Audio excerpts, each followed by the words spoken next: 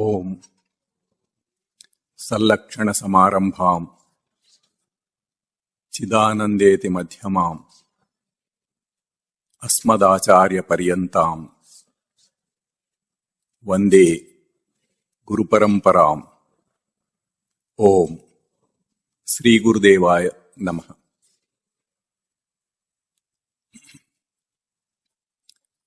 సాధన చతుష్టయ సంపద గురించి చెప్పుకుంటాము.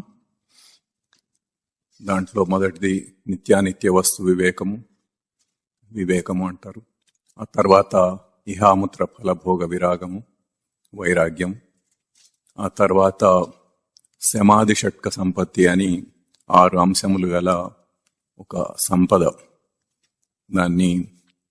దాంట్లో మొదటిది శమము, అంతరింద్రియ నిగ్రహం అనేది తెలుసుకున్నాము. ఆ తర్వాత దమము, బాహ్యేంద్రియ నిగ్రహము, దాని గురించి తెలుసుకున్నాము. అయితే ఈ బాహ్యేంద్రియ నిగ్రహంలో మనం ఇంతకు ముందు చెప్పుకున్నాము, అది కేవలం అంతరింద్రియం యొక్క అంటే మనసు యొక్క కంట్రోల్లోనే ఉంటుంది కనుక మనసును నిగ్రహిస్తే బాహ్యమైన ఇంద్రియాలు, జ్ఞానేంద్రియాలు కానీ కర్మేంద్రియాలు కానీ అవన్నీ కంట్రోల్ అవుతాయి అని చెప్పుకున్నాము. కానీ దాంట్లో ఒక విశేషం ఉంది. ఒక విశిష్టత ఏంటంటే బాహ్యేంద్రియ నిగ్రహంలో, బాహ్యేంద్రియాల యొక్క ప్రవర్తనలో మనకు మన ప్రవృత్తి యొక్క గుణములు 3 గుణములు బొమ్మగిచ్చినట్లుగా కనపడతాయి అని కూడా చెప్పుకున్నాము. అది ఒక చిన్న డెమో చేసి చూపిద్దాం అనుకుంటే పోయినసారి ఇక్కడ టేబుల్ అరేంజ్మెంట్ లేకుండా ఉండింది. ఇక్కడ ఫ్యాక్టరీలో చూపించాం. అది ఇవాళ ఇక్కడ కూడా చూద్దాము, అసలు బొమ్మ గీచినట్లుగా కనపడటం అంటే ఎట్లా ఉంటుంది అనేది. ఉదాహరణకు ఇప్పుడు ఈ లేజర్ పాయింటర్ ఉంది. దీన్ని ఇక్కడ ఉన్నదాన్ని తీసి ఇక్కడికి పెట్టాలి, ఇది చూపించు. ఇక్కడ ఉన్నదాన్ని తీసి ఇక్కడ పెట్టాలి. అయితే ఇప్పుడు ఒక రజోగుణం ఉన్న వ్యక్తి ఎట్లా పెడతాడంటే తీసి ఇట్లా పెడతాడు. పెడితే దడేలమని పడటం కాకుండా అది విరిగిపోయిందో తెలియదు, అది ఏమి డ్యామేజ్ అయిందో తెలియదు, పని చేస్తుందో లేదో కూడా తెలియదు.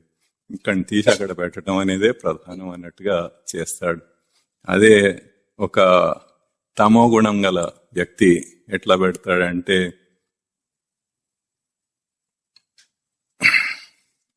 అది ఎటో పోతుంది. అదే ఒక బద్ధకం అన్నమాట, సోమరితనం, బద్ధకం, అనాలోచితం, అవన్నీ తమో గుణ లక్షణాలు. దుడుకుతనం, హేస్టీనెస్ అనేది రజోగుణ లక్షణాలు. ఇంకా అదే ఒక సత్వగుణం వ్యక్తి ఎట్లా పెడతాడంటే అతి వినయం, ధూర్త లక్షణం అన్నట్టుగా అతి జాగ్రత్తగా దాన్ని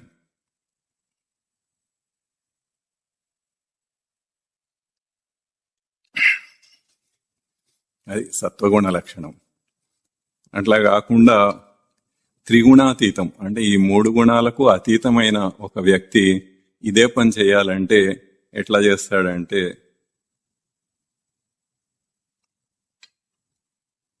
అది వేగంగానూ పెట్టవచ్చు, అట్ ద సేమ్ టైం అదేమీ డ్యామేజ్ కాకుండా, పాడు కాకుండా ప్రాపర్గా కూడా పెట్టవచ్చు. అంత అతి జాగ్రత్తగా ఓవర్గా చేసేసేదో అట్లా పెట్టాల్సిన అవసరం లేదు. దుడుకుతనంతో ఇట్లా దడేలమని వేయాల్సిన అవసరం లేదు. సోమరితనంతో అది ఏదో చాలా బద్ధకంగా అట్లా పెట్టాల్సిన అవసరం లేదు. ఇట్లా ఇప్పుడు ఈ చేతి యొక్క ఒక క్రియతోటి మనకు అర్థమవుతుంది ఏ గుణంతో ఉన్నాం మనం అనేది, లేదా ఎదుటివాడు ఆ పని చేస్తుంటే అవతలి వాడు ఏ గుణంలో ఉన్నాడు అన్నది మనకు అర్థమవుతుంది. అందరికీ అన్ని గుణాలు ఉంటాయి, అయితే ఏ గుణం ప్రధానంగా ఉన్నది అన్నది ముఖ్యం. ఆ విషయం అక్కడ మనకు బొమ్మ గీచినట్లుగా అర్థమవుతుంది. అంటే ఇది అట్లా అర్థమవుతుంది అనమాట. అట్లాగే కాళ్ళు కానీ ఇంకా అన్ని ఇంద్రియాలతోటి కూడా ఏ పని చేస్తున్నా కానీ మనకు స్పష్టంగా తెలుస్తూ ఉంటుంది వాళ్ళు ఎటువంటి గుణంతో ఉన్నారు అన్నది. ఆ తర్వాత మనం ఉపరతి గురించి చెప్పుకున్నాము. ఆత్మతత్వమునందు దృఢమైన కోరిక అని. ఇంకా తితిక్ష గురించి కూడా మనం చెప్పుకున్నాము.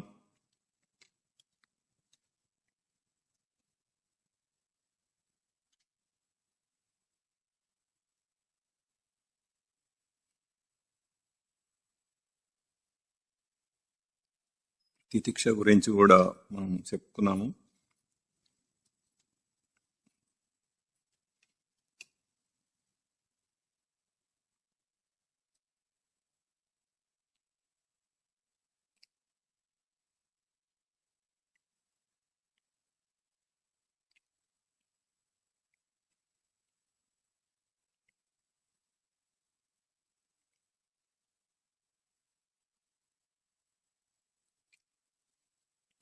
ద్వంద్వముల యందు చెదరని నిగ్రహము అని తితిక్ష గురించి చెప్పుకున్నాము. దానికి వివేక చూడమణిలో ఒక శ్లోకం కూడా మననం చేశాము. అది సహనం సర్వదుఃఖానాం అప్రతీకారపూర్వకం చింతా విలాపరహితం సా తితిక్ష నిగద్యతే అన్నది ఆ శ్లోకం. దాంట్లో సహనం అంటే మామూలుగా ప్రసిద్ధార్థం సహించి ఉండటం, ఓర్చుకోవటం అన్నది. ఆ దృష్టితోటి మనం కొంత చెప్పుకున్నాము గత వారం. ఇంకా ధాతు పాఠం ప్రకారం తీసుకుంటే దానికి తేన స్వరూపేణ సహ సహనం అంటే తన స్వరూపంతో కూడి ఉన్నది సహనం. అంటే తన నిజస్వరూపం ఏదైతే ఉన్నదో ఒక కాన్షియస్నెస్, సచిదానంద స్మృతి, ఆత్మ, దానితో కూడి ఉన్నది సహనం అని అట్లా దాని గురించి చెప్పుకున్నాము. అయితే ఇక్కడ అది చెప్పుకోలేదు, ఇవాళ చెప్పుకుందాము. అయితే ఇక్కడ కాన్షియస్నెస్ అని అన్నప్పుడు కొంచెం జాగ్రత్తగా ఉండాలి. అక్కడ మనం మొదటి నుండి అందరికీ అర్థమవుతుంది కదా అన్న పాయింట్లో కాన్షియస్నెస్ అని చెప్తున్నాం. కానీ నిజానికి ఈ ఇంగ్లీష్ పదాలు ఏవైనా కానీ సంస్కృత పదానికి ఖచ్చితమైన అర్థాన్ని చూపించలేవు. ఎందుకంటే వాళ్ళ ఇంగ్లీష్లో ఉండేవి వాళ్ళదంతా బాహ్యమైన దృష్టితో ఉంటుంది, బాహ్య దృష్టితో ఉంటుంది, అంతర్దృష్టికి సంబంధం అసలు లేనట్టుగా ఉంటుంది. ఆ రకంగా అన్ని తప్పుడు అర్థాలు వస్తుంటాయి. కానీ కొంత సులభంగా అర్థమవుతుంది అన్న పాయింట్లో చెప్తూ ఉంటాం తప్ప నిజానికి అది సరి అయినది కాదు. ఉదాహరణకు ఇప్పుడు కాన్షియస్నెస్ అంటే మామూలుగా బయట ఏమనుకుంటారు, బయట ఏదో ఒకటి అది తెలుస్తూ ఉంటే అది కాన్షియస్నెస్ అని అనుకుంటాం. కానీ నిజానికి బయటిది తెలియటం కాదు, అంతర్దృష్టి లోపలిది తెలియాలి. సచిదానంద స్మృతి అంటేనేమో మనకు మామూలుగా మీ అందరికీ చాలా మందికి అది తెలియని పదం, కొత్త పదం కాబట్టి ఏ అర్థం చెప్తే అదే అర్థంతో మీరు మననం చేసుకుంటూ ఉంటారు. ఇంకా ఆత్మ అన్నాం అనుకోండి, ఆత్మ అంటే సరే అంతకుముందు కొంత పరిచయం ఉన్న పదమే ఉంటుంది. ఏదేమైనా కానీ ఆత్మ అంటే ఇంటర్నల్దే కానీ ఎక్స్టర్నల్ది కాదు అన్నది మామూలుగా తెలుస్తూ ఉంటుంది. కానీ ఈ కాన్షియస్నెస్ అనేటప్పటికీ అట్లా తెలియదు. కనుక ఆ విషయంలో మనం కొంత జాగ్రత్తగా ఉండాలి. ఇప్పుడు ఉదాహరణకు ఒక డెత్ బెడ్ మీద ఉన్న పేషెంట్ ఉన్నారనుకోండి, ఓ ముసలాడు వచ్చి అడుగుతుంది, నన్ను గుర్తుపడతావా అని. అంటే ఇప్పుడు ఆ డెత్ బెడ్ మీద ఉన్నాడు, చావటానికి సిద్ధంగా ఉన్నవాడు, వాడేదో పాపం కాస్త 4 మాటలు మంచి మాటలు మననం చేసుకోవటమో, లేకపోతే ఒక శ్లోకం మననం చేసుకోవటమో, దాని గురించి ఉత్తరగతి గురించి వాడేదో చేసుకోవటమో, చేసుకోకుండా ఇప్పుడు మధ్యలో ఈవిడని గుర్తుపట్టాలి అంటే వాడు ఆ విధంగా అంటే అక్కడ వాళ్ళ అర్థం ఏంటంటే తనను గుర్తుపడితే వాడు బతుకున్నట్టు, లేకపోతే బతుకులేనట్టు, లేకపోతే గుర్తుపడితే కాన్షియస్నెస్ లో ఉన్నట్టు, లేకపోతే కాన్షియస్నెస్ లో లేడు అని అర్థం. అది పాపులర్ మీనింగ్, ప్రసిద్ధార్థం. అయితే మనం చెప్పుకునే కాన్షియస్నెస్ అర్థం అట్లా కాదు.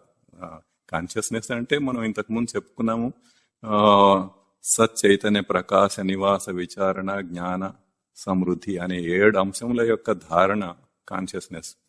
అది కాన్షియస్నెస్ అని మనం చెప్పుకున్నాము. అది టోటల్ గా అంతర్దృష్టి, లోపలిది. సచ్చిదానందముల యొక్క ధారణయే కాన్షియస్నెస్. ఇప్పుడు సచ్చిదానంద స్మృతి అన్న ఆత్మ అన్న ఏ అర్థమో అదే కాన్షియస్నెస్ కి కూడా, అంతేగాని బాహ్యమైనది కాదు. కానీ ఇట్లా ఈ ప్రసిద్ధంగా బాహ్యమైన అర్థాలు వస్తూ ఉండటంతో ఒక్కోసారి తప్పుడు అభిప్రాయం కలిగే అవకాశం ఉంటుంది. అట్లా కాకుండా ప్రత్యేకంగా అట్లా కాకుండా జాగ్రత్తగా ఉండాలి. ఇప్పుడు ఇవన్నీ గుర్తుపెట్టుకోవటానికి కొంత ఇబ్బందిగా ఉంటే ఇంకొక ఉపాయం చెప్తాను. ఉదాహరణకు ఇప్పుడు ఎలక్ట్రిసిటీ ఉందనుకోండి. ఎలక్ట్రిసిటీ ఒక వైర్ నుంచి ఫ్లో అవుతూ ఉంటే అక్కడ మీరు ఒక బల్బు కనెక్ట్ చేస్తే బల్బు వెలుగుతుంది, ఒక ఫ్యాన్ కనెక్ట్ చేస్తే ఫ్యాన్ వెలుగుతుంది, ఆ ఫ్యాన్ తిరుగుతుంది. ఒక ఎయిర్ కండిషనర్ కనెక్ట్ చేస్తే ఎయిర్ కండిషనర్ చల్లగా చేస్తుంది. ఇక్కడ ఈ యాంప్లిఫైయర్ కనెక్ట్ చేస్తే ఈ మైక్ నుంచి వెళ్లే సిగ్నల్ యాంప్లిఫై చేసి పంపిస్తుంది. అంటే ఎలక్ట్రిసిటీ అనేది ఉంటే అది దేన్నైనా కానీ ఇవన్నీ చేయగలదు. ఎలక్ట్రికల్ అప్లయన్సెస్ అన్నిటినీ యాక్టివేట్ చేయగలదు, దాంతో పని చేయించగలదు. అయితే ఆ ఎలక్ట్రిసిటీ ఏమిటి? అటువంటిది ఈ సచ్చిదానంద స్మృతి అన్న, ఆత్మ అన్న, కాన్షియస్నెస్ అన్న. ఇప్పుడు ఆ డెత్ బెడ్ మీద ఉన్నవాడిని కాన్షియస్నెస్ లో ఉన్నాడా లేదా అంటే ఇది కాదు అర్థం. అట్లా కాకుండా ఈ తను ఈ కాన్షియస్నెస్ లో ఉండటం అంటే, కాన్షియస్నెస్ అంటే తన స్మృతిలో ఉంటే ఈ దేహంలో ఉండే అన్ని అవయవాలు అన్నీ పనిచేస్తూ ఉంటాయి. మామూలుగా డాక్టర్లు చెప్తారు గుండె కొట్టుకుంటూ ఉంటే బతికున్నట్టు, ఊపిరితిత్తులు పనిచేస్తూ ఉంటే బతికున్నట్టు, అట్లా ఇంకా ఏదో ఒకటి రెండు వైటల్ సిగ్నల్స్ ఉంటాయి, అవి ఆ 3-4 పనిచేస్తూ ఉంటే బతికున్నట్టు అని వాళ్ళు చెప్తారు. అయితే వాళ్ళు ఏం చూస్తున్నారు? ఎక్స్టర్నల్ గా చూస్తున్నారు. అది ఉండటం వల్ల, బతికి ఉండటం వల్ల జరిగే క్రియలను వాళ్ళు చూస్తున్నారు. కానీ అంటే ఒక ఎక్విప్మెంట్ పనిచేస్తుందా లేదా అనటానికి మనం ఒక రెడ్ లైట్ ఒకటి పెడతాం, దాంట్లో ఏదైనా ఫాల్ట్ ఉండో ఫెయిల్ అయితే రెడ్ లైట్ వెలుగుతుంది. అయితే ఆ రెడ్ లైట్ ని చూసి చెప్పటమే గాని యాక్చువల్ గా అది లోపల నిజంగా ఏమవుతోంది అన్నది తెలియదు. అట్లాగే ఇది ఎప్పుడైతే జీవుడు, ఈ సచ్చిదానంద స్మృతితో కూడిన జీవుడు ఆ స్మృతి కిరణము, ప్రవృత్తి కిరణము రెండూ కలిపి అట్లా వస్తుంటాయని మనం చెప్పాము, వాడు విత్డ్రా అయిపోయినప్పుడు అది పనిచేయటం మానేస్తుంది. అట్లాగే అంటే ఒక పవర్ తీసేసినట్టుగా అనమాట. ఎలక్ట్రిసిటీ లేకపోతే ఎట్లా అయితే బల్బు పనిచేయదు, ఫ్యాన్ పనిచేయదు, ఎయిర్ కండిషనర్ పనిచేయదు, ఏది పనిచేయదు. అట్లాగే ఈ జీవుడు ఆ సచ్చిదానంద స్మృతితో కూడిన ఆ కిరణములు ప్రసరిస్తున్న జీవుడు కనుక ఈ దేహంలోంచి విత్డ్రా అయి విడిచి వెళ్ళిపోతే అప్పుడు ఇంకా దేహంలో ఏది కూడా పనిచేయదు. ఆ రకమైనది సచ్చిదానంద స్మృతి. ఆ రకమైన అది ఆత్మకి ఒక ఉదాహరణ. ఇది కూడా 100% ఇది అని చెప్పటానికి కాదు. 100% అంటే మనం ఆ సచ్చిదానందంలో యొక్క వివరంగా చెప్పుకొని దాంతో చెప్పుకోవాల్సిందే తప్ప, ఇవన్నీ కేవలం ఉదాహరణలు. అంటే ఎట్లా ఉంటాయంటే అక్కడెక్కడో దూరంగా ఉన్నదాన్ని అక్కడ ఒక నక్షత్రం అంటే, ఒక చంద్రుడు అంటే ఏమిటో తెలియని వాడికి అక్కడ ఒక ఆ చెట్టు ఉంది చూడు, ఆ చెట్టు మించి తిన్నగా చూస్తే అక్కడ అది ఉండేది, అది చంద్రుడు అని చెప్తే, అంటే ఇప్పుడు ఆ చెట్టుతోటి సంబంధం లేదు యాక్చువల్గా. అది ఊరికే చూపించటానికి మనం చెట్టు వరకు చూపిస్తున్నాం, దాని తర్వాత అట్లా వెళ్తే అక్కడ చంద్రుడు వస్తుంది అన్నమాట. అట్లాగే ఇవన్నీ కూడా ఉదాహరణలు అట్లాగే ఉంటాయి, కొంత దూరం తీసుకెళ్తాయి, ఒక డైరెక్షన్ చూపిస్తాయి. ఆ తర్వాత యాక్చువల్ గా ఏంటి అన్నది అది ఆ చూసేవాడు వాడు చూసుకోవాల్సిందే. అట్లా ఉంటుంది ఉదాహరణ. ఇంకా ఒక ఎనర్జీ లాగా ఉంటుంది ఈ సచ్చిదానంద స్మృతి. Energy can neither be created nor destroyed. ఇది ఫిజిక్స్ లో అందరూ చదువుకున్నదే పూర్వకాలం. అంటే ఈ సచ్చిదానంద స్మృతిని, కాన్షియస్నెస్ ని, ఈ సచ్చిదానందములను ఎవరు క్రియేట్ చేసేది కాదు, ఎవరు డెస్ట్రాయ్ చేసేది కాదు. అవి ఎప్పటికీ ఉంటాయి, పర్మనెంట్ గా ఉంటాయి. ఏది ఉన్నా లేకపోయినా అది అట్లాగే ఉంటాయి. ఉదాహరణకు ఒక రోడ్డు మీద కార్లు వెళ్తున్నాయి అనుకోండి. కార్లు వెళ్తూ ఉంటాయి, రోడ్డు స్థిరంగా ఉంటుంది, నిశ్చలంగా ఉంటుంది. రోడ్డు కదలటం మొదలు పెడితే అప్పుడు కార్లు ఎట్లా పోతాయి? అదేదో థ్రెడ్మిల్ మీద తిరిగినట్టుగా ఉంటుంది, ఎంత తిరిగినా కానీ అక్కడే ఉంటాడు. ఆ, అట్లా నిశ్చలంగా ఉండటం అనేది దాని లక్షణం. ఇంకా ఇప్పుడు నేను ఉన్నాను అన్న ఉనికి చైతన్యం, ఏ ఉనికి చైతన్యంతో అయితే మనం అంతా ఆ, బ్రతుకుతున్నామో, ఈ క్రియలన్నీ చేస్తున్నామో, ఆ ఉనికి చైతన్యం నేను ఉన్నాను అన్న అనుభూతి, ఆ అనుభూతితోనే మనం జీవిస్తున్నాం యాక్చువల్గా. ఆ, అది ఎప్పటికీ ఉంటుంది. ఈ బయటివన్నీ వెళ్ళిపోతూ ఉంటాయి, ఓ విషయాలు వస్తూ ఉంటాయి పోతూ ఉంటాయి, వస్తువులు వస్తూ ఉంటాయి పోతూ ఉంటాయి. కానీ ఈ ఉనికి చైతన్యం అనేది ఉన్నాను అన్న అనుభూతి మాత్రం ఎప్పటికీ స్థిరంగా ఉంటుంది. ఆ రకంగా ఆ, దీన్ని చెప్పుకోవచ్చు. ఇవన్నీ కేవలం ఉదాహరణలు, దాన్ని పాయింట్అవుట్ చేయటానికి మనం కొన్ని ఉదాహరణలు చెప్పుకుంటున్నాం. దాని నుండి ఇంకా దూరంగా వెళ్తే ఆ ఉదాహరణ ఏం చూపిస్తుందో దాన్ని ఎక్స్ట్రాపోలేట్ చేసుకుంటే మనకు యాక్చువల్గా అక్కడ ఉన్నది ఏమిటి అన్నది తెలుస్తుంది. ఇట్లా తేన స్వరూపేణ సహనం అన్నారు. అంటే సహనం అంటే మామూలుగా ప్రసిద్ధార్థం ఓర్చుకోవటం, దేన్నైనా ఓర్చుకోవటం అనేది సహించటం, సహనం. అయితే దాన్ని తన స్వరూపంతో కూడి ఉండటం అనేది సహనం. ఆ రకంగా దాన్ని అర్థం చేసుకుంటే ఇంకా స్పష్టంగా అర్థం వస్తుంది. ఇప్పుడు ఈ శ్లోకంలో 3 పాయింట్స్ ఉన్నాయి. ఒకటేమో సహనం సర్వదుఃఖానం, రెండవది అప్రతీకార పూర్వకం అంటే ప్రతీకారం లేనిది, ఇంకొకటి చింతా విలాపరహితం. చింత అంటే సంస్కృతంలో చింత అంటారు, తెలుగులో చింత. అది మనకు తెలిసిన పదమే, చింతిస్తున్నాడు అని అనుకుంటాం. ఇంగ్లీష్లో చెప్పాలంటే వరి అవుతున్నాడు. ఇంకా విలాపం అంటే దుఃఖం. చింత లేకుండా, విలాపం దుఃఖం లేకుండా ఉండటం అనేది చింతా విలాపరహితం. అప్రతీకార పూర్వకం అంటే ప్రతీకారం లేనిది, ఏదైనా జరిగినప్పుడు దానికి ఏదో ప్రతీకారం చేయాలి అని ఊగిసలాడుతూ ఉండటం అనేది అప్రతీకార పూర్వకం. తర్వాత గత వారం మనం కొన్ని విషయాలు చెప్పుకున్నాము తితిక్ష గురించి. ముఖ్యంగా ఒక ఫుట్బాల్ మ్యాచ్ తోటి, ఒక క్రికెట్ మ్యాచ్ తోటి కంపేర్ చేస్తూ దాంట్లో మనం గ్రహించవలసినది కేవలం వాళ్ళు ఎంత కృషి చేస్తారు, ఎంత శ్రద్ధతో, ఎంత పట్టుదలతోటి అట్లా ఆడుతూ ఉంటారు గెలవాలని. మోకాళ్ళు చేతులు అన్ని డోకుపోయినా కానీ, రక్తం వస్తున్నా కానీ ఎప్పుడు కూడా ఆట ఆపకుండా అట్లాగే ఆడుతూ ఉంటారు అన్నది. ఆ పట్టుదలని, ఆ పట్టుదలను ఏదైతే ఎంత దీక్షగా వాళ్ళు దాన్ని శ్రద్ధతో ప్రాక్టీస్ చేస్తారో అవి మనం గ్రహించాల్సిన విషయాలు. మిగతావన్నీ కూడా మనకు అనవసరమైన విషయాలు. ఇప్పుడు కొన్ని ఎగ్జాంపుల్స్ చెప్పుకుందాము. ఈ ఎగ్జాంపుల్స్ తోటి ఎట్లా ఇది సమన్వయం అవుతుంది అన్నది. గత వారం మనం మొత్తం సాధన గురించి చెప్పుకున్నాము. సాధనలో ఎట్లా అడ్డంకులు వస్తూ ఉంటాయి, ఏం చేయాలి, దాన్ని ఎట్లా ఇది అన్నది. ఆ తర్వాత ఇప్పుడు ఇంకా కొన్ని లౌకికమైన కొన్ని ఎగ్జాంపుల్స్ చెప్పుకుందాము. దాంతో ఇంకా కొంచెం స్పష్టంగా అర్థమవుతుంది. ఇప్పుడు శీతోష్ణములు అంటే చలి వేడి. ఈ శీతోష్ణములను సహించాలి. మామూలుగా ప్రసిద్ధార్థం ప్రకారం వాటిని ఓర్చుకోవాలి. చలికాలం చలిగా ఉంటుంది, ఎండాకాలం వేడిగా ఉంటుంది.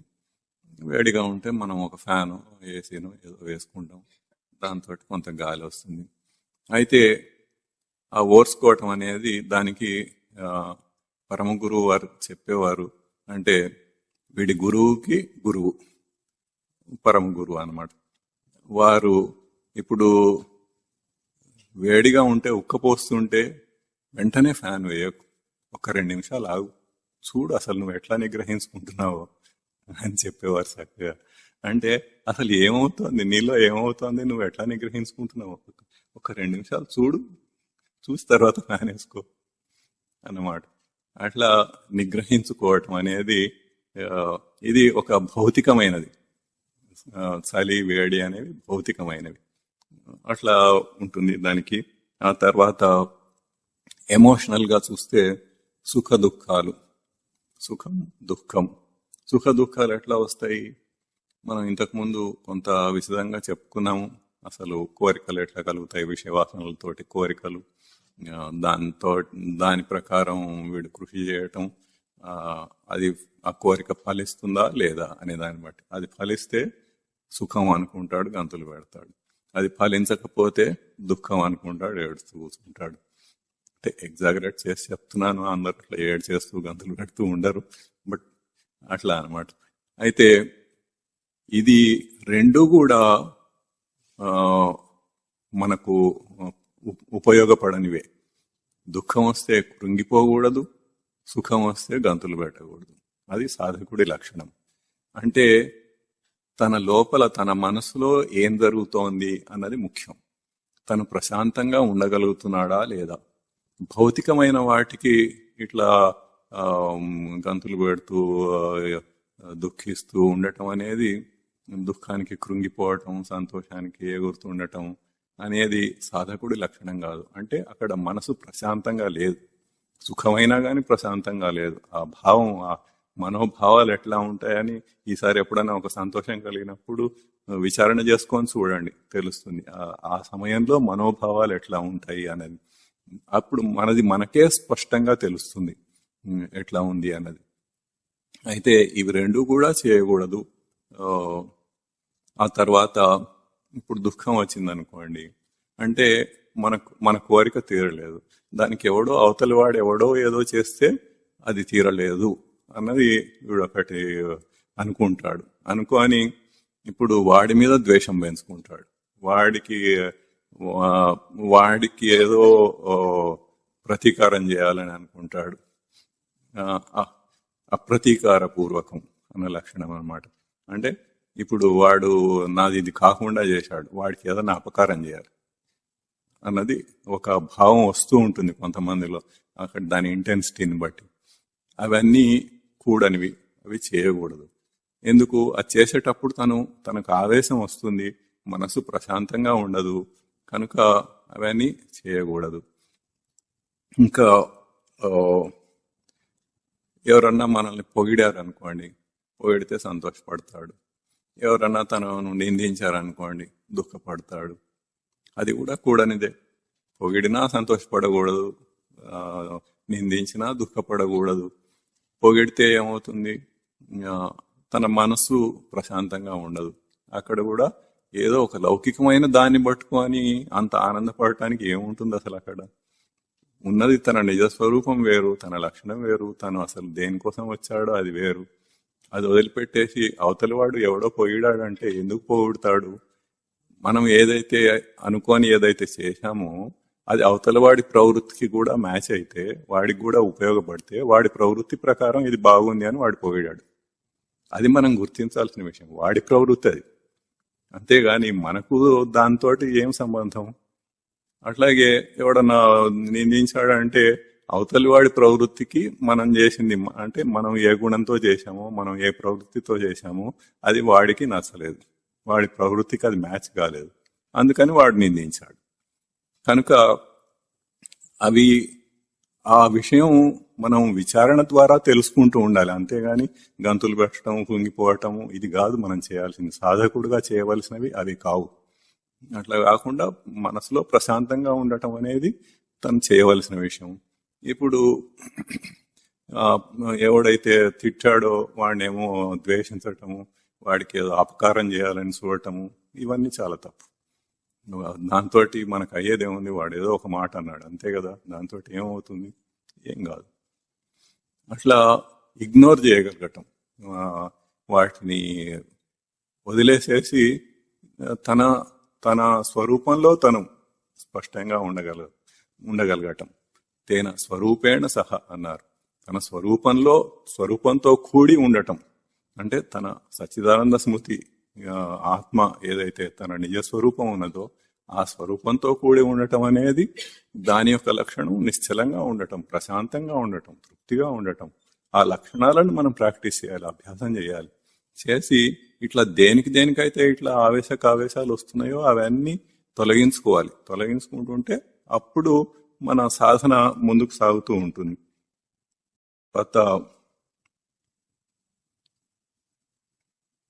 ఇప్పుడు రోడ్డు మీద వెళ్తూ ఒక కారులో వెళ్తున్నాం అనుకోండి, అక్కడ ఏదో రోడ్ల మీద మామూలుగా గుంటలు ఉంటూ ఉంటాయి. ఎక్కడో ఒక పెద్ద గుంట ఉంది, దడేలు మంది దాంట్లో పడిపోయి దాని యాక్సిల్ విరిగిందో ఏదో డ్యామేజ్ అయింది. ఇప్పుడు డ్యామేజ్ అయితే వీడు ఎట్లా ఫీల్ అవుతాడు?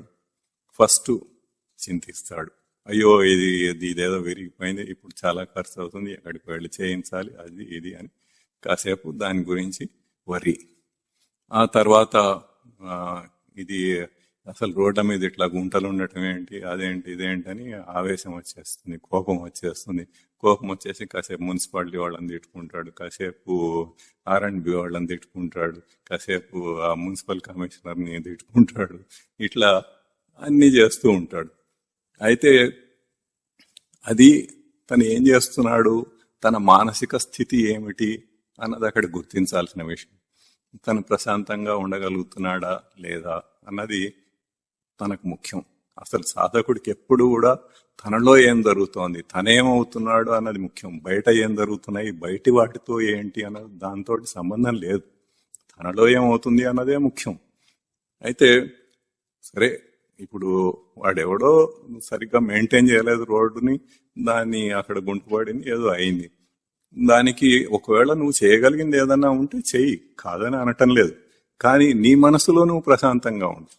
ఇప్పుడు దాని మీద కంప్లైంట్ చేయటమో ఇంకేదో చేయటమో చేయగలిగితే, ప్రాక్టికల్ గా చేయగలిగితే, అంటే ఇట్లాంటివి ఎట్లా ఉంటాయంటే అక్కడ మనం పోయి కష్టపడి ఆ ఆఫీస్కి పోయి ఒక కంప్లైంట్ చేసిన తర్వాత దాన్ని పట్టించుకునే నాదుడు ఉండడు.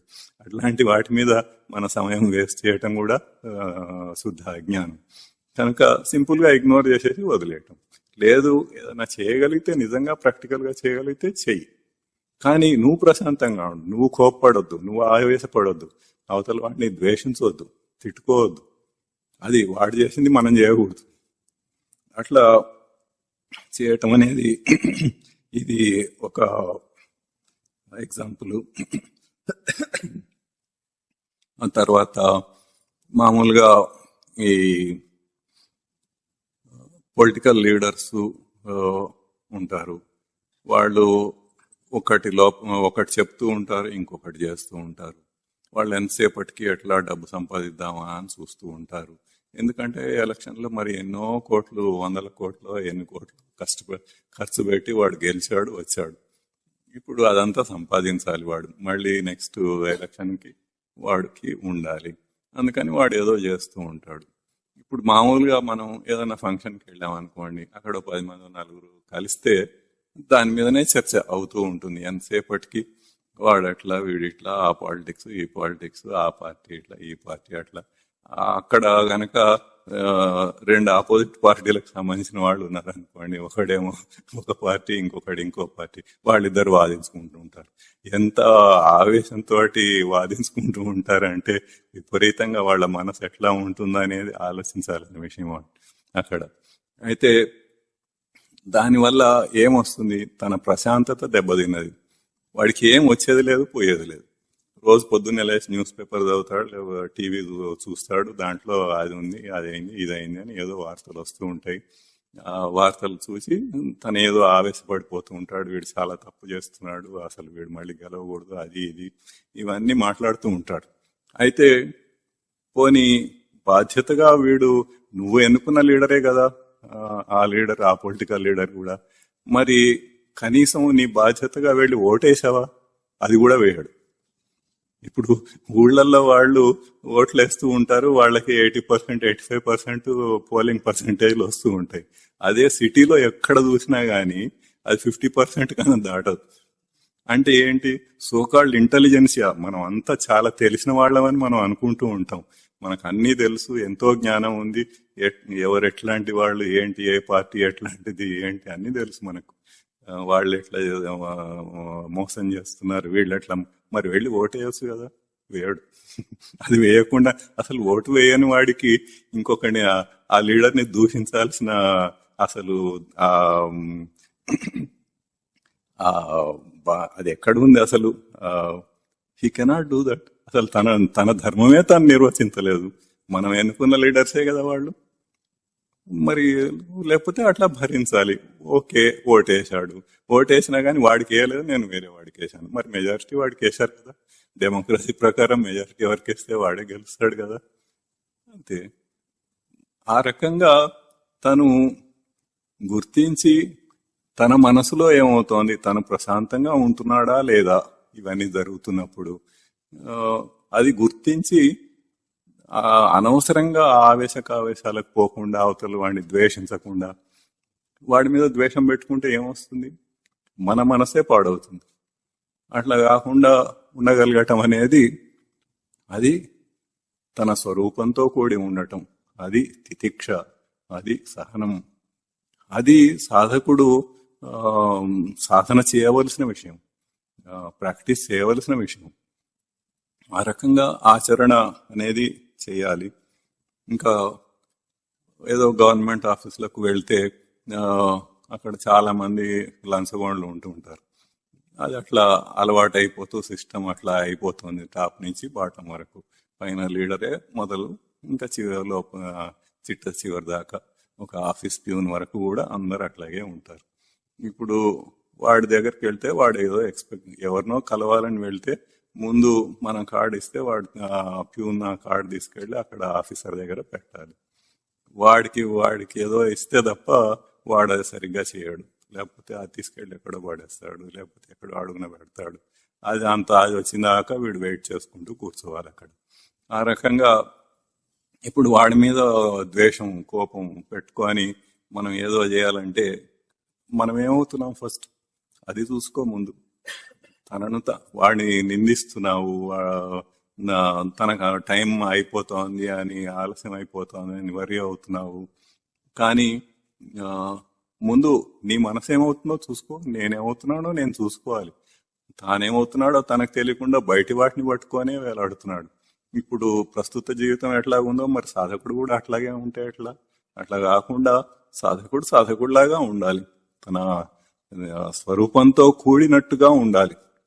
మరి ఆ స్వరూప లక్షణాలు అక్కడ ప్రతిబింబించాలి. సరే, ఎవడో ఒక ఆఫీసర్ చాలా డబ్బులు డిమాండ్ చేస్తున్నాడు, ఏదైనా ఉంది వ్యవహారం అంటే, నువ్వు వాడి తప్పుని ఒప్పుకోమని కాదు, అక్కడ నీ మనసు ఏమవుతుందో, నువ్వు ప్రశాంతంగా ఉన్నావా లేదా అన్నదే ముఖ్యం. ఇప్పుడు వాడి మీద కంప్లైంట్ చేయవచ్చు, కావాలంటే కంప్లైంట్ చేయవచ్చు, తప్పేం లేదు. కానీ నువ్వు ప్రశాంతంగా ఉండి ప్రశాంతంగా చెయ్యి, అంతేగాని కోపంతో, ద్వేషంతో, ఆవేశంతో చేయాల్సిన అవసరం లేదు. నువ్వు ప్రశాంతంగా ఉండటం అనేది నీకు ముఖ్యం. అట్లా కొన్ని కేసులు అట్లా వస్తూ ఉంటాయి. అటువంటివి మనం విచారణ చేసుకొని ఆ సంఘటన జరిగినప్పుడు, ఇప్పుడు మామూలుగా ఇక్కడ కూర్చొని వింటున్నప్పుడు అంతా బాగానే చెప్పిందంతా బాగానే ఉన్నట్లుగా అనిపిస్తూ ఉంటుంది. కానీ నిజంగా అటువంటి పరిస్థితి మనకు ఎదురైనప్పుడు మనం ఎట్లా ప్రవర్తిస్తున్నాం అనేది మనం చూసుకోవాలి. అదే సాధన. ఆ పరిస్థితి ఎదురైనప్పుడు మనం ఎట్లా ప్రవర్తిస్తున్నాం అన్నది అక్కడ నిగ్రహించుకోవటం అనేదే సాధన, అదే తితిక్ష. అట్లాగే కొంతమంది ఏదో ఇమ్మోరల్స్, నీతి నియమం లేని వాళ్ళు, గూండాలు, వాళ్ళు వీళ్ళు ఏదో ఉంటారు. ఇప్పుడు లోకంలో అన్ని రకాల వాళ్ళు ఉంటారు. వాడేదో చేస్తాడు, ఇప్పుడు వాడి మీద కక్ష కట్టి వాడికి ఏదో చేయాలి, వాడి మీద ప్రతీకారం తీసుకోవాలి అని అనుకుంటే, ఓకే, వాడు చేసే తప్పు, నువ్వు చేయదలుచుకుంటే చెయ్యి, ప్రాక్టికల్ గా ఫిజిబుల్ గా ఉంటే చెయ్యి, కానీ చేసేది ప్రశాంతంగా చెయ్యి. నువ్వు నీ మనస్సు చెడగొట్టుకొని చేయవద్దు. ఇట్లా ఏదైనా కానీ తానేమవుతున్నాడు అన్నది తను చూసుకోవాలి. తన స్వరూపంతో కూడి తను ఉన్నాడా లేదా? తేన స్వరూపేణ సహా అన్నారు సహనానికి. మరి తన స్వరూపంతో ఉన్నాడా లేదా? అక్కడ చింత అనేది వద్దు, వరి అనేది వద్దు, విలాపం అంటే దుఃఖం అనేది వద్దు, ప్రతీకారం అనేది వద్దు. ప్రతీకారం ఎందుకు? మనకు ప్రతీకారంతో సంబంధం లేదు.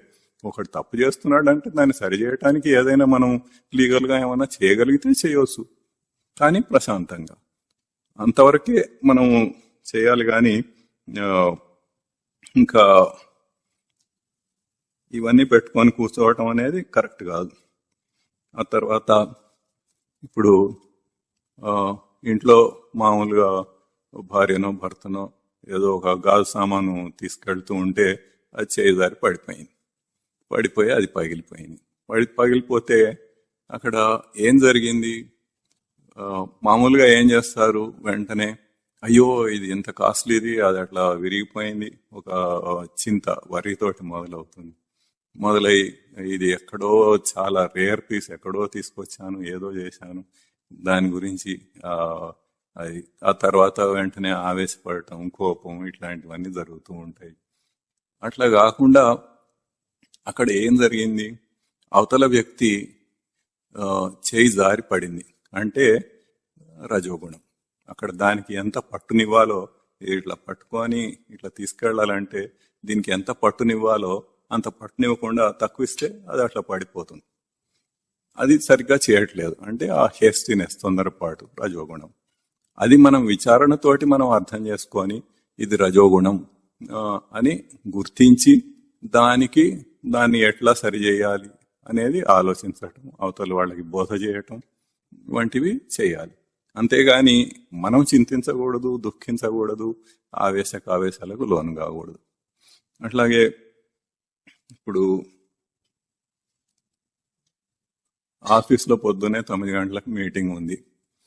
పొద్దున కొంచెం ఆదమర్చి నిద్రపోయాడు, నిద్ర లేవలేదు, ఆలస్యంగా పోయాడు. మీటింగ్ మొదలైపోయింది, మీటింగ్ మొదలైన తర్వాత ఎప్పుడో వెళ్ళాడు. ఇప్పుడు దాంట్లో మనం గుర్తించాల్సిన విషయం ఏంటి, తను తమో గుణంతో ప్రవర్తించాడు. తమో గుణంతో నిద్రలో మునిగిపోయాడు, సమయానికి లేవలేదు, బాధ్యతగా ప్రవర్తించలేదు. దాన్ని తమో గుణం అని గుర్తించి దాన్ని ఎట్లా సవరించుకోవాలి అన్నది చూసుకోవాలి. అది ఒక సాధకుడు చేయవలసిన పని. అంతేగాని ఇంకా వేరే ఆలస్యమైంది కదా అని ఇంకా వేరే ఏదో వరీసో లేకపోతే ఇంకేదేదో ఉండటం అనేది, దానికి కారణం ఇంకెవడానో ఏదో అట్లాంటివన్నీ పెట్టుకోకూడదు. తర్వాత ఇంకొక ఉదాహరణ, ఇప్పుడు కొడుకు ఏదో బెట్టింగ్ చేశాడు, అంటే ఒక క్రికెట్ మీద బెట్టింగ్ చేశాడు అనుకోండి. ఈ రోజుల్లో ప్రతిదానికి బెట్టింగ్స్ ఉంటాయి, అవన్నీ ఎక్కడెక్కడ చేయాలా అని వాళ్ళకే తెలుస్తాయి. అయితే ఎందుకు చేశాడు, తనకు ఆ క్రికెట్ గురించి చాలా బాగా తెలుసు అన్న ఒక దృఢ నిశ్చయంతో ఉన్నాడు అతను. ఎప్పటి నుండో నేను క్రికెట్ ఫాలో అవుతున్నాను, అందరు క్రికెట్ ప్లేయర్స్ నాకు తెలుసు, ఎక్కడెక్కడ క్రికెట్ గ్రౌండ్స్ ఎట్లా ఉంటాయో తెలుసు, ఏ టీం ఎట్లా ఉంటుందో తెలుసు, నేను తప్పకుండా ఇది గెలవగలను అని ఒక నిశ్చయంతో ఉంటాడు. అక్కడ డబ్బు ఆశ అనేది ఒకటి, దాని మీద బెట్టింగ్ చేస్తే డబ్బు సంపాదించవచ్చు అన్నది ఆ ఆశతోటి అది చేశాడు. ఇప్పుడు దాన్ని విచారణ చేసుకుంటే అది ఎందుకు చేశాడు అనేది మనకు అర్థమవుతుంది. అర్థమైతే దాన్ని ఎట్లా సరి చేయాలి అనేది మనం చూసుకోవాలి.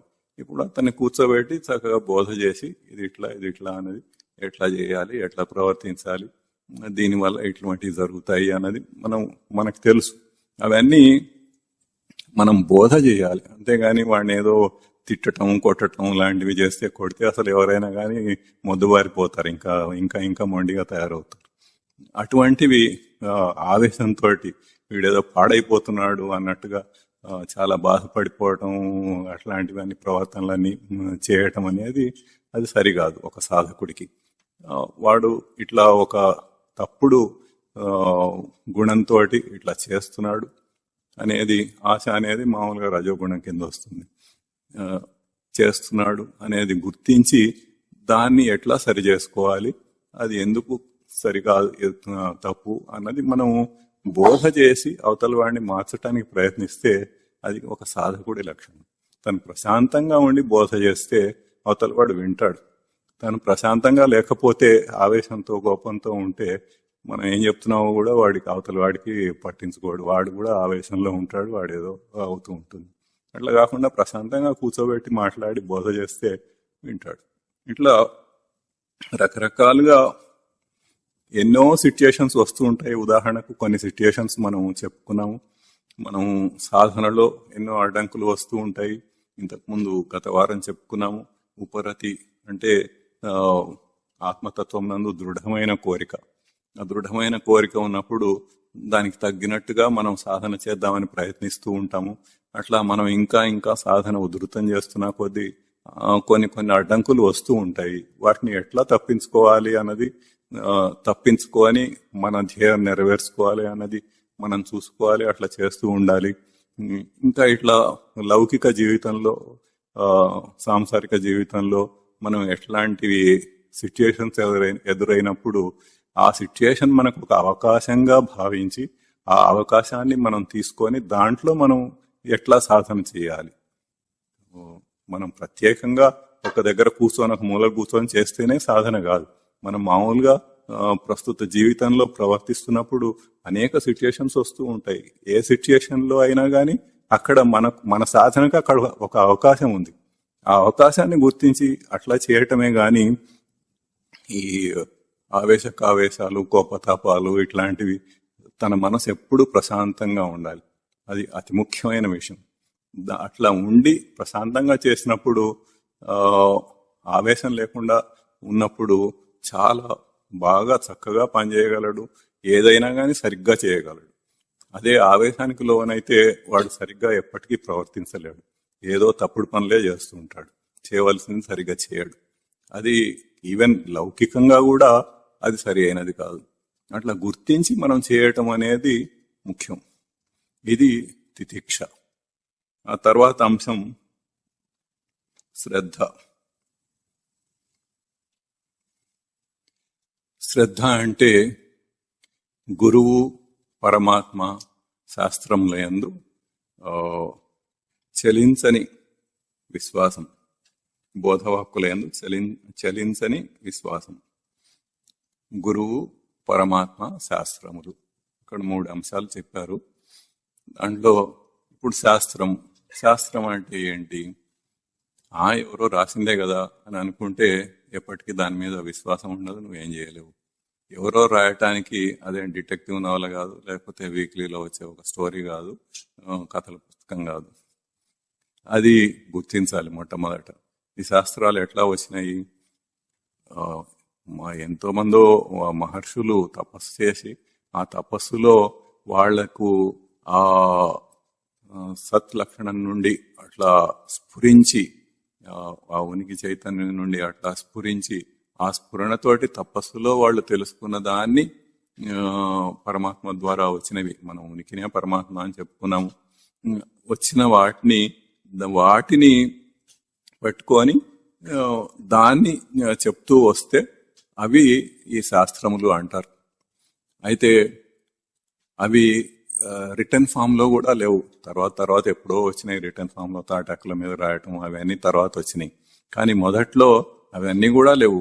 Just oral transmission. ఒక గురువు శిష్యుడికి చెప్తూ ఉంటే ఆ శిష్యుడు మళ్ళీ గురువు అయినప్పుడు అతను మళ్ళీ శిష్యులకు చెప్తూ ఉంటే అట్లా ఓరల్ ట్రాన్స్మిషన్ లో ప్రాపగేట్ అవుతూ వచ్చినాయి. ఇప్పుడు ఈ రోజుల్లో మనకు అన్ని ఫెసిలిటీస్ ఉండి కూడా ఏదైనా ఒకటి రాసి ప్రింట్ చేసి ప్రచారం చేయాలంటే ముందు రాసేవాడే కొన్ని తప్పులు చేస్తాడు. ఆ తర్వాత దాన్ని మళ్ళీ ఎడిటింగ్ చేసేటప్పుడు, ప్రింటింగ్ చేసేటప్పుడు కొన్ని తప్పులు దొరుకుతూ ఉంటాయి. ఆ తర్వాత కొన్ని కాపీస్ అయిపోయాక మళ్ళీ రీప్రింట్ చేద్దామంటే అక్కడ ఏదో అవుతూ ఉంటుంది. ఇంకా ఈ రోజుల్లో కంప్యూటరైజ్డ్ అయిపోయి వచ్చినాయి కాబట్టి అవకాశాలు చాలా తక్కువైనాయి. ఇంతకుముందు ఈ ఆఫ్సెట్ ప్రింటింగ్లు అట్లాంటివన్నీ ఉండేవి. అప్పుడు ఇంకా చాలా తప్పులు వస్తూ ఉండేవి. అప్పుడు ఆ పుస్తకం చివరిలో ముద్ర రాక్షసుడు అని అది అక్కడ ఒకటి రాసేవాళ్ళు, ఏమేం తప్పులు వచ్చినాయి అని ఒక లాస్ట్ పేజీలో మళ్ళీ రాసి పెట్టేవాళ్ళు కొన్ని వాళ్ళు గుర్తించినంత వరకు. అటువంటిది మరి ఓరల్ ట్రాన్స్మిషన్ లో ఇంతకాలం అట్లా తప్పు కాకుండా ఎట్లా ఇవి వస్తూ ఉన్నాయి? కొన్ని లక్షల సంవత్సరాల నుండి కూడా అవి ఎట్లా వస్తున్నాయి అంటే అక్కడ కిటుక ఏంటంటే, గురువు శిష్యుడికి బోధ చేసేటప్పుడు మామూలుగా పూర్వకాలం అంతా కూడా గురుకులంలో అక్కడ ఉండి అక్కడ నేర్చుకోవటమే. యుక్త వయసు వచ్చిందాక అక్కడే ఉండి అన్ని నేర్చుకొని తర్వాత ఇంటికి వెళ్ళేవాళ్ళు. అయితే వాళ్ళు దాని అర్థం ఏంటి, అసలు ఎట్లా దాన్ని అన్వయం చేసుకోవాలి అన్నది పూర్తిగా స్పష్టంగా వాళ్ళకి ఎక్స్ప్లెయిన్ చేసి వాళ్ళకి అర్థమయ్యేటట్లుగా చెప్పి దాన్ని ఆ శ్లోకాన్ని వాళ్ళు వహించేవాళ్ళు, బై హార్ట్ చేయించేవాళ్ళు. అట్లా చేసినప్పుడు అక్కడ అర్థం ఎప్పుడైతే తన మనసులో దృఢంగా ఉంటుందో అప్పుడు శ్లోకం తప్పుపోదు. ఎందుకంటే తనకు తెలుసు అదేంటో, తెలిసి దాన్ని చదువుతున్నాడు. తెలిసి చదివినప్పుడు తప్పుగా చదవడు, తప్పుపోయే అవకాశాలు చాలా చాలా తక్కువ. అట్లా చేస్తూ వచ్చారు. తర్వాత ఎప్పుడో ఈ తాటాకుల మీద రాయటాలు అట్లాంటివి వచ్చినాయి. ఇంకా ఇప్పుడు అంతా ప్రింటింగ్. ఇవి ఇప్పుడు ఇంకా ప్రింటింగ్ వాటిలో చాలా తప్పులు ఉంటాయి. అది కూడా మనం గుర్తించాలి. ఇప్పుడు ఏది మనం కొనుక్కున్నా కానీ ఆ, ఒక భగవద్గీత కొనుక్కున్నా, ఉపనిషత్తులు కొనుక్కున్నా వాటిలో కొన్ని తప్పులు ఉంటాయి. చాలా కొద్ది మందివే తప్పులు లేకుండా ఉంటాయి. అది కూడా ఒక విషయం. మనకి ఎన్ని ఫెసిలిటీస్ ఉండి పూర్వకాలం అవన్నీ ఏం లేకుండా కూడా వాళ్ళు అట్లా చేయగలిగారు. ఎట్లా అంటే అది పద్ధతి, అర్థం చేసుకోవటం. ఇక్కడేమో అర్థం చేసుకోవటం అనేది ఉండదు. ఇది చేసేవాడికి అదేమో అర్థం కాదు. ఊరికే అట్లా ఒక రొటీన్ గా ఒక ఉద్యోగం లాగా చేసేస్తూ ఉంటాడు. అట్లా అవి శాస్త్రములు. వాటి యందు విశ్వాసం ఉండాలి. ఇప్పుడు ఈ శాస్త్రములు అంటే ఇప్పుడు ఉపనిషత్తులు ఉన్నాయనుకోండి, అది వేదములలో ఉండే జ్ఞానకాండ. వేదములలో ఉండే పూర్వ భాగాన్ని ఏమంటారు? అది కర్మకాండ అంటారు. అంటే ఈ యజ్ఞయాగాలు, పూజలు ఇట్లాంటివి చేయటం, వాటి విధి విధానాలు, వాటిలో ఎటువంటి ప్రవర్తన ఉండాలి, ఆ, ఎటువంటి విధానాలతో చేయాలి, ఇటువంటివన్నీ చాలా ఉంటాయి. దానికి సంబంధించిన మంత్రాలు అవన్నీ అయిపోయిన తర్వాత చివరికి ఉండేది ఉపనిషత్తులు. ఉపనిషత్తులు అనేది జ్ఞానకాండ.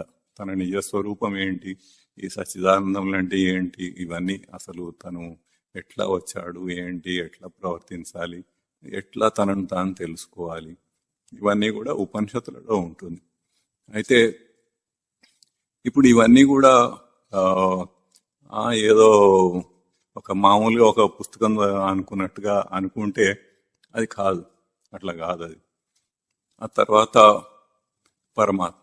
పరమాత్మ అంటే మనం ఉనికి స్వరూపమే పరమాత్మ అని చెప్పుకున్నాము. ఈ సచ్చిదానంద స్మృతికి మూలమైనది సత్ లక్షణం. ఇది సత్ లక్షణం అని, అదే పరమాత్మ స్వరూపం అని ఇంతకు ముందు చెప్పుకున్నాము. ఆ మూలం ఏదైతే ఉన్నదో, సోర్స్, ఎక్కడి నుండి అయితే ఇవన్నీ వచ్చినాయో, అసలు ఉండుట, ఉనికి, ఎగ్జిస్టెన్స్ అనేది అది ఉంటేనే ఏదైనా ఉంటుంది, లేకపోతే ఏదీ లేదు. అంత మూలమైనది అది. అక్కడ అది పరమాత్మ స్వరూపం అని చెప్పుకున్నాము. అయితే మామూలుగా బయట ఎట్లా ఉంటుందంటే ఏదో దేవుడు అంటే ఇప్పుడు మనం ఏదో కోరికలతోటి పూజలు చేస్తూ ఉంటాము. తిరుపతికి వెళ్ళి వస్తే ఏదో అవుతుంది, లేకపోతే ఈ పూజ చేస్తే అది జరుగుతుంది, ఆ వ్రతం చేస్తే ఇది జరుగుతుంది, ఇట్లా ఒక యజ్ఞం చేస్తే ఇంకేదో కోరికలు తీరుతాయని, ఇట్లా రకరకాలుగా లౌకికంగా బయట ఎక్స్టర్నల్ గా మనం ప్రొజెక్ట్ చేసుకుంటూ చేస్తూ ఉంటాము. అయితే ఇవన్నీ కూడా సరి అయినవి కావు. ఏదైతే ఆ ఉనికి లక్షణం ఉన్నదో, ఎగ్జిస్టెన్స్, అది మూలమైనది. తర్వాత గురువు, అన్నిటికంటే ముఖ్యమైనది గురువు ఏంటంటే, ఇప్పుడు శాస్త్రము మనకు అర్థం కాలేదు, దైవము మనకు అర్థం కాలేదు, శాస్త్రాన్ని తప్పుడుగా అనుకొని మనం ఏదో చేస్తున్నాము, ఈ దైవాన్ని మనకు అర్థం కాకుండా మనం ఏదో బాహ్యమైన కోరికలకు వాడుకుంటున్నాము. ఇవన్నీ మనకు అర్థమయ్యేటట్లుగా బోధించే వ్యక్తి గురువు.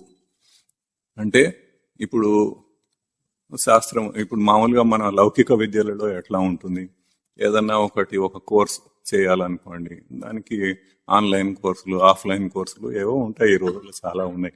అది ఒక టెక్స్ట్ బుక్ కొనుక్కొచ్చుకొని చదివేసి ఎగ్జామ్ రాసేస్తే అయిపోతుంది అని అనుకుంటారు. ఈ శాస్త్రాలు అట్లా చదివితే వచ్చేవి కావు. ఎందుకంటే మొట్టమొదట అవి సంస్కృతంలో ఉంటాయి. మనం ఎవరం సంస్కృతం ముందు చదువుకొని ఉండము. ఈ రోజుల్లో అంతా ఇంగ్లీష్లో చదువుకుంటేనే గొప్ప, ఇంగ్లీష్లో చదువుకుంటేనే లౌకికంగా అభివృద్ధి చెందుతారు అన్న చాలా దృఢ నిశ్చయంతో ఇంగ్లీష్లో చదివేస్తున్నారు. మాతృభాష కూడా చాలా మందికి చదవటం రాదు, రాయటం రాదు. మరి అట్లాంటి వాళ్ళు ఇంకా సంస్కృతం ఏం చదువుతారు, ఏం చదవరు. ఒకవేళ అది సరే, చాలా మంచి సాధకుడు, చాలా జిజ్ఞాస ఉంది, నేర్చుకోవాలి, తెలుసుకోవాలి అని అనుకొని సంస్కృతం నేర్చుకొని చదవటం మొదలు పెడితే, ఆ సంస్కృతంలో ఎన్నో ఉంటాయి.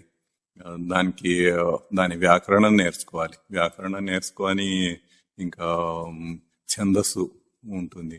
ఆ ఛందస్సులో, వ్యాకరణంలో పడి మునిగి తేలుతూ ఉంటే ఇంకా వాడు ఎప్పటికీ బయటపడాడు. అదొక పెద్ద ఓషన్.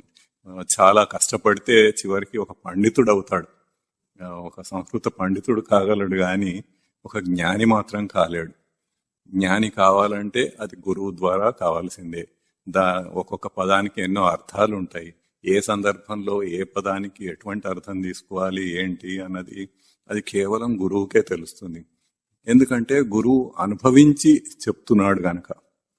అనుభవం లేకుండా ఊరికే చదివి చెప్తే అది మళ్ళీ పండితుడే అవుతాడు, కానీ ఒక జ్ఞాని కాలేడు, ఒక గురువు కాలేడు.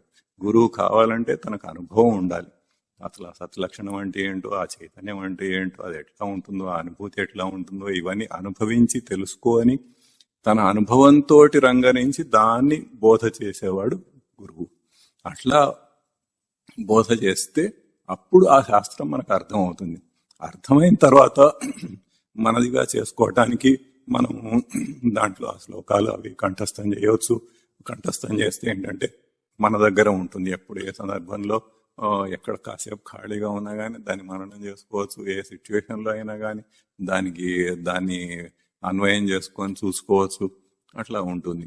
అది సాధన. అయితే దానికి గురువు ద్వారా రావాల్సిందే తప్ప ఇంకా వేరే మార్గం లేదు. ఆ తర్వాత పరమాత్మ గురించి ఇందాక మనం చెప్పుకున్నాము. ఏదో అన్ని పూజలు, వ్రతాలు, నోములు ఇవన్నీ చేసేసి ఏదో అవుతున్నాయని అనుకుంటాం. అక్కడ సుఖాలు రావు. ఏదన్నా వచ్చినా అది తాత్కాలికంగా వస్తూ పోతూ ఉంటాయి. దుఃఖాలు వస్తూ పోతూ ఉంటాయి. మన జీవితం అట్లాగే నడుస్తూ ఉంటుంది. ఎన్నో జన్మల నుండి అదే నడుస్తుంది. ఇప్పుడు కూడా అదే అవుతూ ఉంటుంది. అట్లా కాకుండా ఒక గురువు, సద్గురువు దగ్గరకు వెళ్తే ఆ గురువు ద్వారా మనకి బోధ జరిగితే అసలు ఈ పరమాత్మ అంటే ఏంటి, దైవం అంటే ఏంటి, అవి ఏం చేస్తాయి, ఎక్కడుంటాయి, ఎట్లా ఉంటాయి, మనకు ఏ విధంగా దాంతో రిలేషన్ ఉన్నది, ఇవన్నీ కూడా బోధ చేయగలుగుతారు ఒక సద్గురువు. అయితే ఒక దేవ అంటే సంస్కృతంలో 10 లక్షణాలతోటి నిర్వచింపబడి ఉన్నది ఒక దేవ శబ్దం. మరి అవన్నీ మనకు తెలియవు కదా. అవన్నీ ఒక గురువు బోధ చేసి దేన్ని ఎట్లా అన్వయించుకోవాలి అన్నది చెప్తేనే మనకి స్పష్టంగా అర్థం అవుతుంది. అది ఆ రకంగా ఇప్పుడు దైవాన్ని గురించి మనకి విడమర్చి అర్థమయ్యేటట్లు చెప్పాలన్నా, శాస్త్రం గురించి మనకు విడమర్చి అర్థమయ్యేటట్లుగా చెప్పాలన్నా ఒక సద్గురువు అనే వ్యక్తి అవసరం. గురువు అన్న శబ్దానికి కూడా గ్రహింపు, వ్యక్తీకరణ, గురు లక్షణం అని అన్నారు. అంటే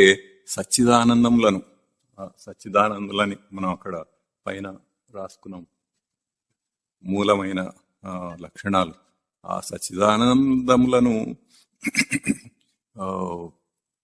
గ్రహించి వ్యక్తం చేయటం అనేది అక్కడ చేయవలసిన పని. ఆ సచ్చిదానందములను గ్రహించి వ్యక్తం చేస్తే అది గురు లక్షణం.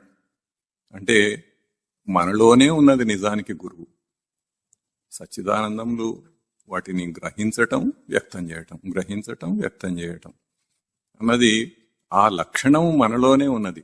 అందుకే మనం ప్రతి ప్రవచనం మొదలు పెట్టేటప్పుడు మొట్టమొదటగా ప్రార్థన శ్లోకం సల్లక్షణ సమారంభం అని మొదలు పెడతాం. అంటే సత్లక్షణంతో మొదలు పెట్టి చిదానందేతి మధ్యమాం అంటే చిత్ ఆనందములతో అవి మధ్యగా ఉండి అస్మదాచార్య పర్యంతం అంటే నా గురువు యొక్క వరకు వందే గురు పరంపర. ఇదంతా గురు పరంపర.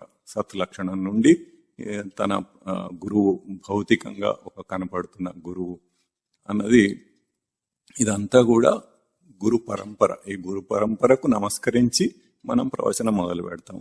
తర్వాత శ్రీ గురుదేవాయ నమః అనుకుంటాం. అంటే మన గురువుకు నమస్కరించుకోవటం. అట్లా అయితే ఇవన్నీ అది కేవలం ఒక లక్షణాత్మకం, అందరిలోనూ ఉన్నది. కానీ దాన్ని వ్యక్తం చేసేది గురువు.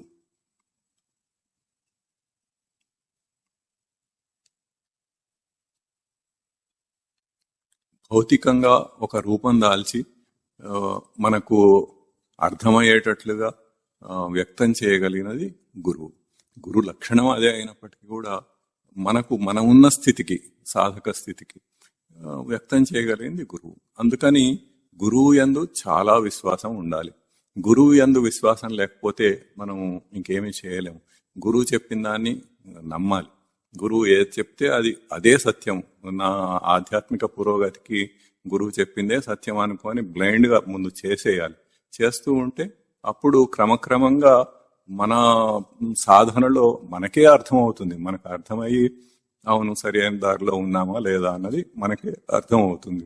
అట్లా ఆచరణలో పెట్టి సాధన చేస్తూ ఉంటేనే మనకు అర్థమవుతుంది, మనం ఆధ్యాత్మికంగా పురోగతి పొందగలుగుతాము. ఇంకా గురువు అన్న శబ్దానికి గుశబ్దస్త్వంధకారస్య రుశబ్దస్తన్నిరోధక అంధకార నిరోధత్వాత్ గురురిత్యభిధీయతే అన్నారు.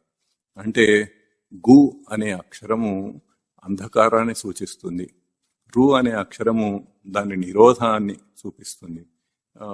అంధకారాన్ని నిరోధించేది గురువు. అంధకారం అంటే మామూలుగా మనం అజ్ఞానంతో పోల్చుకుంటాం. మనం అజ్ఞానంలో ఉన్నామంటే అంధకారంలో ఉన్నాం అని అర్థం. మనకేమీ తెలియదు, అజ్ఞానంలో పడి కొట్టుకుంటున్నాము, ఇట్లా సంసారంలో పడి జన్మలు గడిపేస్తూ ఉన్నాం. సంసారం అంటే జనన మరణ ప్రవాహ రూపమైనది సంసారం. మనం ఇంట్లో ఉండే సంసారం అన్నది కాదు, జనన మరణ ప్రవాహమైనది సంసారం. ఆ సంసారంలో జన్మలు అట్లా గడిచిపోతున్నాయి, కానీ మనం ఉద్ధరింపబడటం లేదు, ఆధ్యాత్మికంగా ఏమీ వృద్ధి పొందటం లేదు. అటువంటి దాని నుండి, ఆ అజ్ఞానం నుండి మనల్ని జ్ఞానంలోనికి మరల్చేది గురువు. మన సాధన ఎట్లా చేసుకోవాలి, ఎట్లా అసలు ఏది ఏమిటి అన్నది విడమర్చి చెప్పి మనల్ని ముందుకు తీసుకెళ్లేది గురువు. గురువు అనేది కేవలం భౌతిక రూపం కాదు. ఇందాక మనం చెప్పుకున్నట్టుగా సత్లక్షణం నుండి అంతా గురువే. అభౌతికమైన లక్షణం గురువు. మనం గురువు రూపాన్ని ఎప్పుడు కేవలం ఒక భౌతికమైన దాన్ని పట్టుకొని ఇది గురువు అని అనుకోకూడదు. అట్లా కాకుండా లోపల అభౌతికంగా ఏదైతే జ్ఞాన బోధ జరుగుతున్నదో మనకు దాన్ని, ఆ అభౌతికమైన లక్షణాన్ని గురువు అని తీసుకోవాలి. అందులో కూడా సద్గురువు అన్నారు. సద్గురువు అంటే సత్ అంటే ఉనికి, ఎగ్జిస్టెన్స్. దాంతో ఆ అనుభవం కలిగిన గురువు అన్నమాట. అటువంటి అనుభవంతో చెప్పే గురువు సద్గురువు అన్నారు.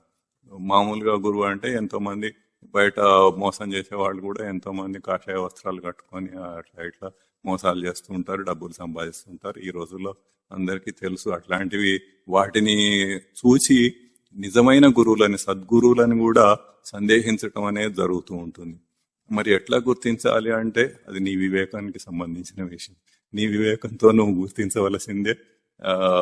నీకున్న ఈ లాజికల్ థింకింగ్ తోటి నువ్వు కొన్ని లక్షణాలను చూసి అది డబ్బులు గుంజే లక్షణమా లేకపోతే బోధ చేస్తున్నారా కొంతకాలం గడిపితే తెలుస్తుంది. అది గుర్తించగలవు. వీడి అనుభవానికి వస్తే, వీడు ఎప్పుడైతే 1995లో మొట్టమొదటిసారి శ్రీకృష్ణానంద మఠానికి వెళ్ళాడో, ఒక ప్రవచనం విన్నాడో, కొంత ఇంప్రెస్ అయ్యాడు. తర్వాత 2-3 ప్రవచనాలు వినేటప్పటికీ అర్థమైపోయింది, ఇదే అసలు నిజమైనది, ఇదే సత్యం, ఇదే అల్టిమేట్ థింగ్, అసలు ఇది తప్ప ఇంకొకటి లేదు అన్నది. ఇంకా అట్లా కంటిన్యూ అయిపోతూ వచ్చాడు. ఆ రకంగా మనకే తెలుస్తుంది. ఒకవేళ మనకు తెలియకపోయినా సృష్టి ఎప్పుడు కూడా తనకు అవకాశం ఇస్తూనే ఉంటుంది. తన ప్రవృత్తికి, తను ఉన్న స్థాయికి తగినట్లుగా ఒక గురువు ఎదురవటం, అక్కడ ఆకర్షింపబడటం, వెళ్ళటం అనేది జరుగుతూ ఉంటుంది. ఆ రకంగా ఒక సద్గురువుని ఆశ్రయించి శాస్త్రమైన, పరమాత్మనైనా తెలుసుకొని శాస్త్రానందు విశ్వాసం ఉండటము,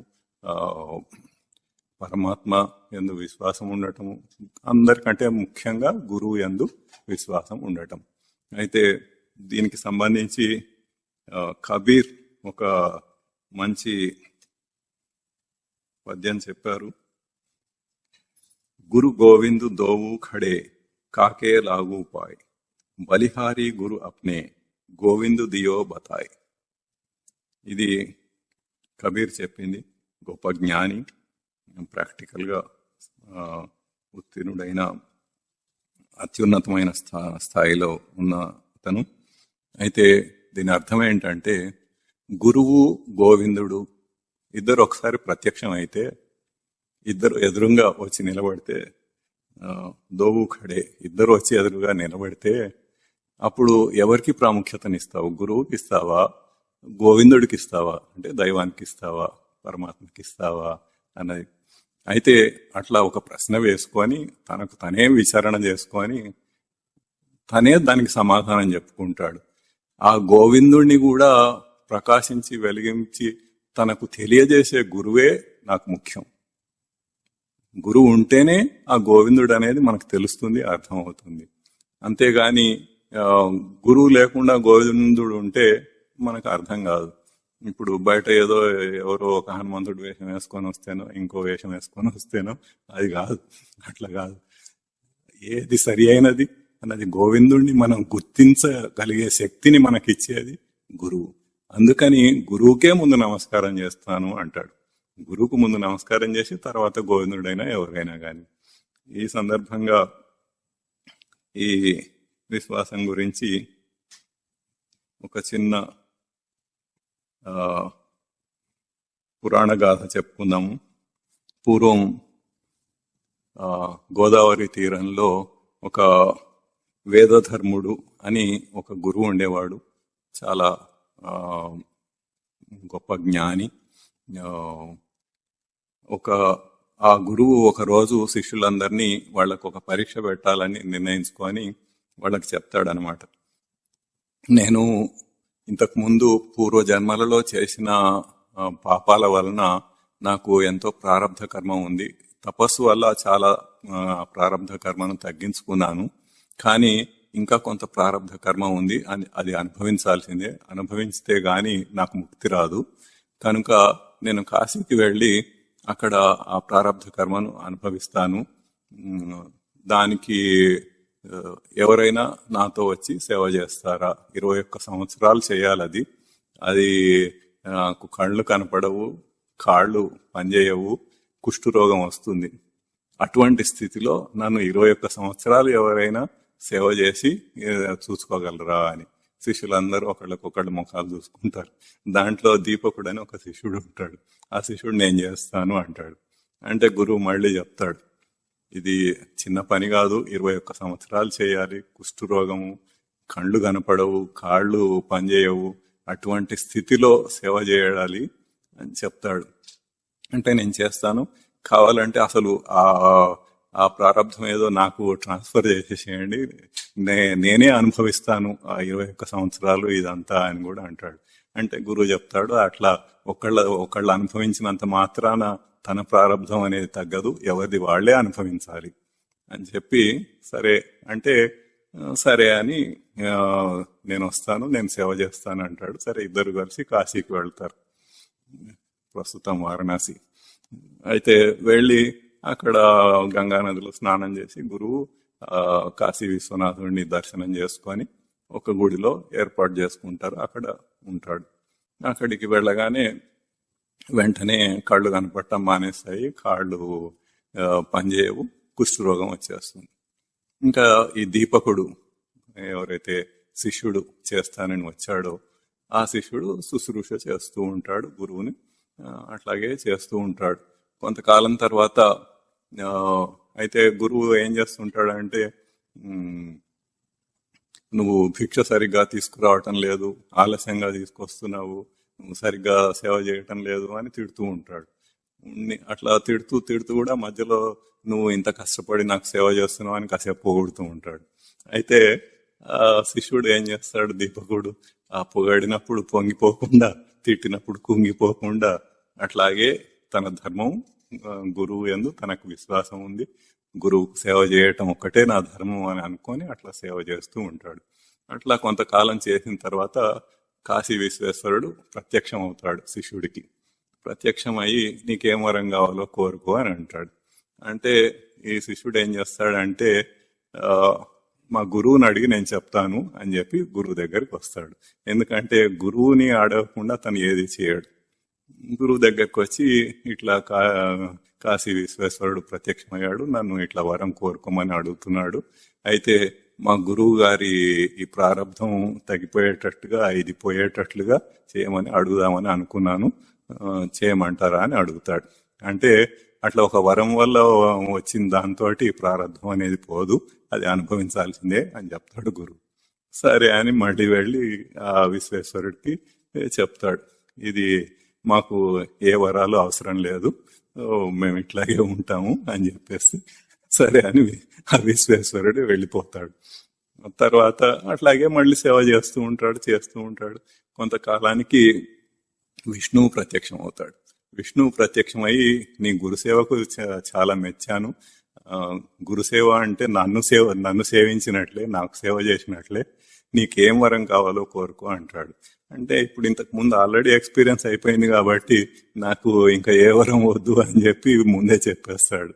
అంటే దానికి ఒప్పుకోకుండా ఇంకా చెప్తుంటాడు, నీలాంటి భక్తుడు ఉండటం అనేది చాలా గొప్ప విషయం, ఇటువంటి శిష్యుడు చాలా, ఇది అసలు నువ్వేంటి అన్నది సాధక లోకానికి తెలియజేయాలి అని నాకు చాలా వేడుకగా ఉంది, నీకు వరం ఇవ్వటం అనేది ఎట్లాగైనా నీకు వరం ఇస్తాను, నువ్వు కోరుకో నేను వరం ఇస్తాను అని ఇంకా వెంటబడుతూ ఉంటాడు అనమాట.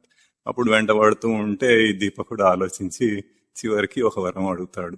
ఏంటంటే, ఇప్పుడు నేను ఎంత గురుభక్తితో అయితే ఉన్నానో అంతకంటే ఎక్కువ గురుభక్తి నాకు కలిగేటట్లుగా నాకు వరం ఇవ్వండి అని అంటాడు. అంటే సరే అని ఇచ్చేసి వెళ్ళిపోతాడు. అప్పుడు మళ్ళీ గురువు దగ్గరికి వచ్చి గురువు అడుగుతాడు, ఏమైంది విష్ణుతోటి ఇంతసేపు ఏం మాట్లాడుతున్నావు అంటాడు. అంటే చెప్తాడు, ఇట్లా వరం కోరుకున్నాను అని చెప్పి చెప్తాడు. అంటే గురువు అప్పుడు మెచ్చుకొని లేచి తను ఏదైతే ఒకటి